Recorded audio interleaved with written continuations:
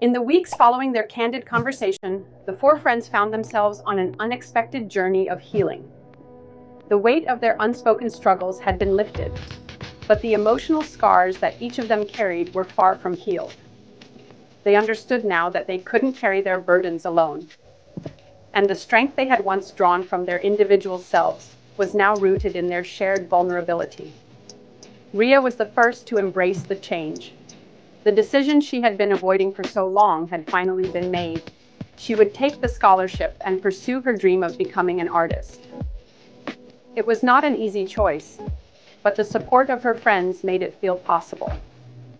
She spoke with her parents, trembling as she presented her decision. To her surprise, they listened. Though they didn't fully understand, they respected her wishes.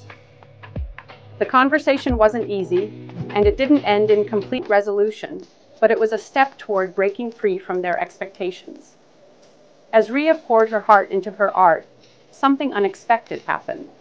She found herself at peace in a way she hadn't anticipated. The pressure that had once defined her existence had lifted, and with it, a sense of self-worth began to emerge. She painted with abandon, no longer concerned about perfection, but about expression. Her work began to reflect the quiet strength she had discovered within herself, and soon her pieces found their way into local galleries. She didn't know where this path would lead, but for the first time it didn't matter. Sasha, too, began to soften. For so long she had used her activism as a shield, distancing herself from the pain of her past. But now, as she spent more time with her friends, she allowed herself to be vulnerable. The cracks in her armor had been exposed, and she realized that it wasn't weakness to lean on others for support, it was strength. With the help of Ria, Rob, and Sunny, she began to confront the emotional wounds she had long kept buried. The anger that had fueled her activism started to give way to a deeper understanding of herself and her family. Her parents' broken relationship had always made her question her ability to trust. But in time, she learned to forgive them, not for their sake, but for hers. She reached out to her mother, and their conversation, though difficult, was the beginning of rebuilding a connection that had been fractured for years.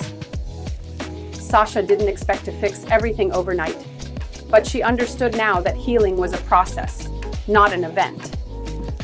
Rob, meanwhile, found the courage to walk away from the pressure that had been suffocating him for so long. He stopped attending practice, despite the disappointment he knew his coaches would feel.